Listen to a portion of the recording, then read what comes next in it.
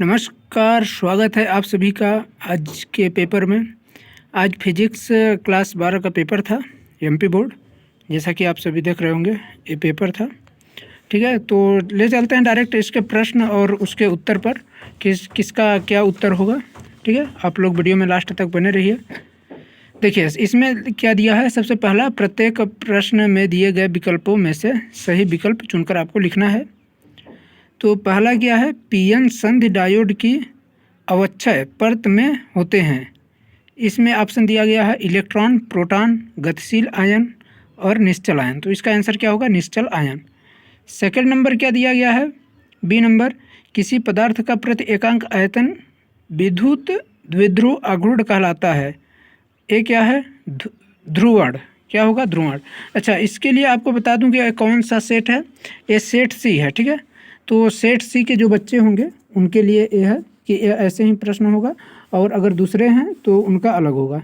तो इसका क्या होगा, इसका ध्रुवण है, ठीक है। नीचे क्या दिया गया है, सेट सी। ध्यान रखिएगा, ये किसका मैं बता रहा हूँ, ये सेट है सी का, ठीक है। सेट सी का ये है। आप अपने अपने सेट के हिसाब से आप अपना चेक कर लीजिएगा। तीसरा नंबर क्या दिया गया, किसी तार का विशिष्ट प्रतिरोध निम्नलिखित में से किस कारक पर निर्भर करता है। ये लगभग 2-3 साल आ चुका है प्रश्न। तो ये क्या होता है, तार का पदार्थ पर, क्या, तार का पदार्थ मतलब किस पदार्थ का तार है उस पर निर्भर करता है, ठीक है। डी नंबर क्या है, विद्युत धारा में चुंबकीय प्रभाव की खोज किसने की। इसका आंसर होगा आर्स्टर्ड। क्या होगा, आर्स्टर्ड, ठीक है। इसके बाद अगला क्या है, ई नंबर, गोली दर्पण की वक्रता त्रिज्या r तथा फोकस दूरी f में सही संबंध है, r = 2f।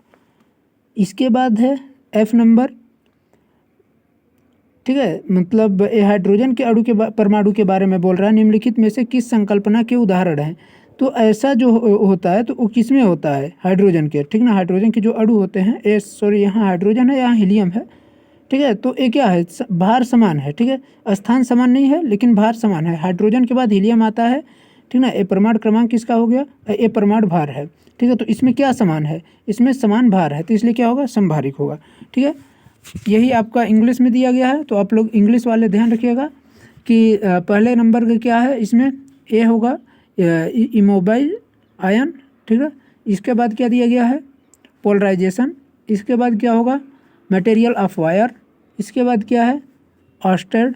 इसके बाद क्या है, r = 2f और 3h मतलब 3 1h और 3 2 He मतलब हीलियम। हाइड्रोजन और हीलियम ये हो गया, तो ये क्या है, आइसोबार है, ठीक है। चलिए आगे चलते हैं डायरेक्ट। देखिए अब क्या है कि उचित शब्द के द्वारा रिक्त स्थान की आपको पूर्ति करना है, ठीक है। तो यहाँ क्या है, परावर्ती दूरदर्शक में अभिकेंद्र के रूप में अवतल दर्पण का उपयोग किया जाता है। यहाँ क्या होगा, अभिकेंद्र के रूप में, ठीक है। यहाँ क्या होगा, संयोजन बैंड के ऊपर स्थित बैंड को चालन बैंड कहते हैं। क्या कहते हैं, चालन बैंड। अगला क्या है, पी टाइप के अर्धचालक में होल की सांद्रता इलेक्ट्रॉन की सांद्रता की तुलना में अधिक होती है। क्या होता है, होल की, ठीक है। इसके बाद क्या है कि विद्युत क्षेत्र की दिशा में चलने पर विभव क्या होता है, घटता है। क्या होगा, घटता है, बढ़ता है, तो इसमें क्या होगा, घटता है। जिन पदार्थों की चुंबकीय प्रवृत्ति ऋणात्मक होती है उन्हें प्रतिचुंबकीय कहा जाता है, ठीक है। उन्हें प्रतिचुंबकीय पदार्थ कहा जाता है। क्या कहा जाता है, प्रतिचुंबकीय पदार्थ। इसके बाद क्या है, परिवर्तनशील विद्युत क्षेत्र, ठीक ना। अब कौन सी धारा उत्पन्न करती है, तो क्या होगा, यहाँ पर विस्थापन धारा उत्पन्न करती है। वही इंग्लिश में दिया गया है, तो आप लोग देख लीजिएगा, ठीक है। इसके बाद क्या है कि सत्य असत्य आपका चुनना था। यहाँ पर पहला दिया गया है सिलिकॉन और जर्मेनियम दोनों यौगिक अर्धचालक के उदाहरण हैं। हाँ, आपने पढ़ा होगा कि सिलिकॉन और जर्मेनियम जो होते हैं वो अर्धचालक हैं। इसके बाद कोटर गुहा के भीतर विद्युत क्षेत्र सदैव ही शून्य होता है। इसका भी सत्य होगा। अर्धचालकों की प्रतिरोधकता ताप बढ़ाने पर बढ़ती है, ये असत्य होगा। किसी चुंबकीय क्षेत्र में स्थिर आवेश पर लगने वाले लॉरेंज बल शून्य होता है, तो इस क्या होगा, सत्य होगा, ठीक है। और विद्युत चुंबकीय क्षेत्र निर्वात के अतिरिक्त किसी अन्य भौतिक माध्यम में गमन नहीं करती, तो ये क्या होगा, असत्य होगा, ठीक है। चलिए आगे क्या है, चौथा प्रश्न क्या है, चौथा प्रश्न है कि स्तंभ अ और ब में क्या करना है, सही जोड़ी का आपको मिलान करना है, ठीक है। ये आप देख लीजिए, इसका सही जोड़ी का मिलान करना था, ठीक है।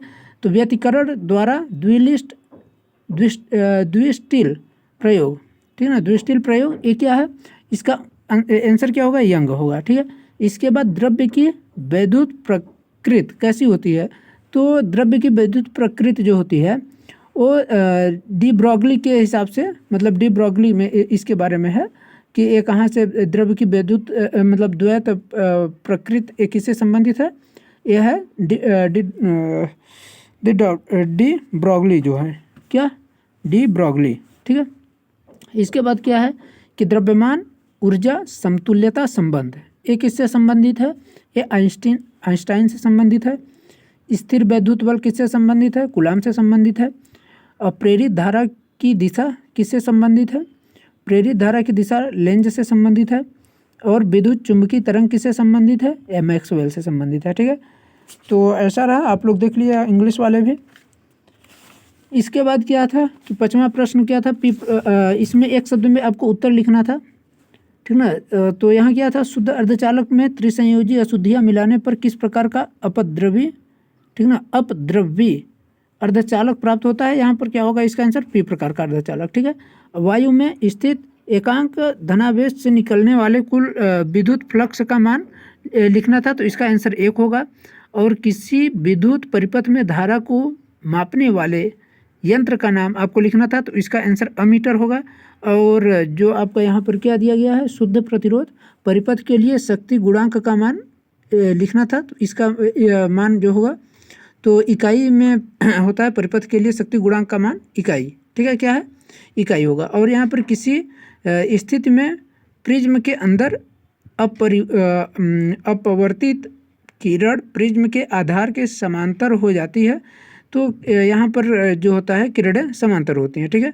इसमें लिखा है क्या, किस प्रकार के प्रिज्म के अंदर, तो इसमें किरणें समांतर होती हैं, ठीक है। किस प्रकार के प्रिज्म के अंदर अपवर्तित किरण, जब किरणें समांतर होंगी तब वहाँ पर, मतलब समांतर जो होता है उस प्रकार के, किस प्रकार के प्रिज्म, तो समांतर जो प्रिज्म होता है उसमें, तो इसका आंसर क्या होगा, समांतर प्रिज्म।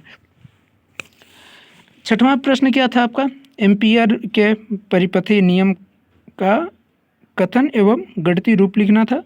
इसके बाद चुंबकत्व के लिए गाउस के नियम का कथन एवं गणितीय रूप था, ठीक है। 7वां एक प्रश्न है, आप लोग देख लीजिए, मैं एक नज़र में सब आपको दिखा दे रहा हूँ, जो अगर नहीं देखे होंगे। 7वां एक प्रश्न है, 7वां का अथवा भी है, ठीक है। 8वां है, ये 8वां प्रश्न है। अब चलते हैं 9वें प्रश्न की ओर, ठीक है। ये 9वां प्रश्न है, ये 10वां है, ये 11वां है, ये 12वां, 13वां है। आप लोग चाहें तो वीडियो को रोक करके आप लोग देख लीजिएगा बढ़िया से प्रश्न, ठीक है, ये देख लीजिए।